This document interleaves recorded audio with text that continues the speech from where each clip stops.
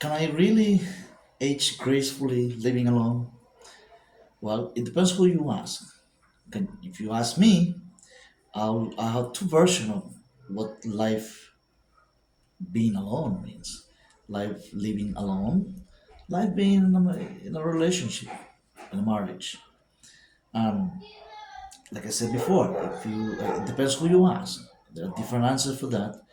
But let's make it.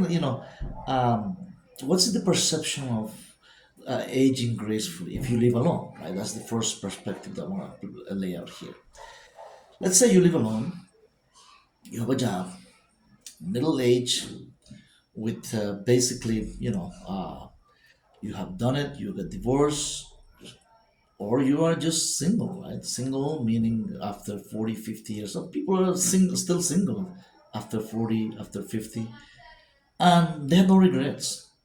But let's say that you had made, you had a previous relationship or marriage or living together with someone, and then now finally you find yourself alone. Whether you live alone at a penthouse, at a beautiful Fifth Avenue apartment in New York City, Fifth Avenue, or if you live in just small room, like a small room in which you just have a place like a bed, a closet, and basically you have just enough space to walk from 3 or 4 steps walking distance to nowhere.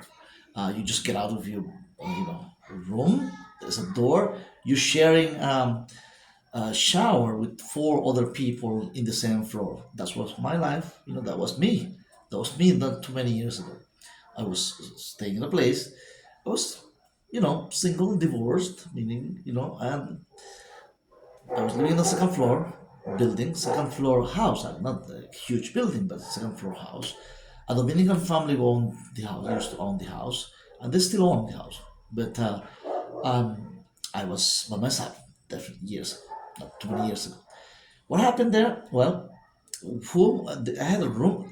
I didn't have roommates inside my room, but it felt like I had roommates. I mean, there were other three rooms for rent. I mean, there were other, tenants on the same floor, and we were sharing the bathroom, the shower, shower and bathroom.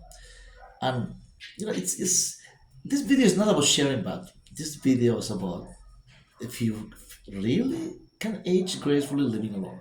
But I mentioned these details about my life, just to have a perspective of how does it feel really? I mean, um, do you really feel? I mean, is there freedom? Is there grace on that kind of life? Depends. I mean, there's freedom in a way that I could have just. I went anywhere I want after work, after 9 to 5 job. I had my 9 to 5 job, and I went after 5. I didn't have to come to my room. Think about my room, looking at four wall. I didn't like to watch TV. I had a TV set, but I didn't not even cable TV. I didn't put on. But being, just sharing that shower or bathroom. I mean, just is that grace? Is that graceful? Not even have so much, privacy. I mean, you don't know who the other people were. I know them. I saw him. I saw these other guys, the other guys, single, all of them single, because that's what the homeowner allow only single guys, not even female, only single guys to rent those room for rent. Basically, they were tenants. All of them were tenants, workers. I mean, good guys, good persons, good people, hardworking people. But living a life just like myself, one of the guys was working at a fishery, at a fishing, at a a fish packing company, seafood packing company. So he had like a schedule from like 6 in the afternoon to 2 in the morning. So guess what? That was his shift. So he would come 2 in the morning, and as much as he wanted not to make a noise, as he was going upstairs where his bedroom was, there just close by my bedroom, I mean my room, right, where I was renting, for like I think it was almost $700 last time I checked. But I started renting for like $600, but it went up. Right? But the point here is that I mean, even though that I wasn't married, I wasn't, but 2 in the morning, guy comes. working for a seafood packing company. And what happens? Well, there's always, I mean, the main door downstairs, somebody opening up, even with us, as quiet as possible. We can hear somebody opening the door, then come upstairs, the steps. I mean, the sound of the step. I mean, this is a wooden step, wood made steps were made of wood, right? So there's always noise, and there was always somebody walking. I mean, it's a walking at 2, 3 in the morning. So I had, I mean, in my sleep, I thought, well, is this like am I having a dream? No, that was the guy.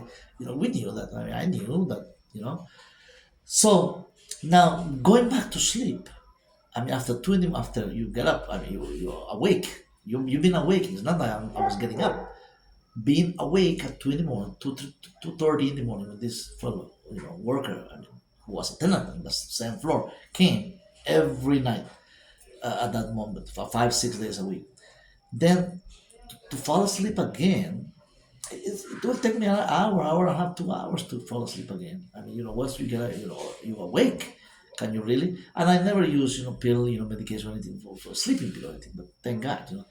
But so next morning I will be like, wow, I mean, I lost 2 hours of sleep. I mean, 1 hour of sleep. Who knows? I mean, but so you say, well, how come you didn't rent another place? I mean, you're an apartment, $2,000 apartment. So you have your own privacy, privacy of sleep whatever you want. I mean, sleep. You don't have to bother with the roommates, I mean, or floor mates, whatever you want to call, right? But that perspective of aging gracefully. I mean, that wasn't fun. It wasn't like aging. That's a situation. Now, aging gracefully, at any age you aging. That's, why we think always about aging gracefully is like, oh, that's with the later years of your life, after 40s, after 50s, after 60s. Who says that? You're still aging if you're a 20-year-old going to college.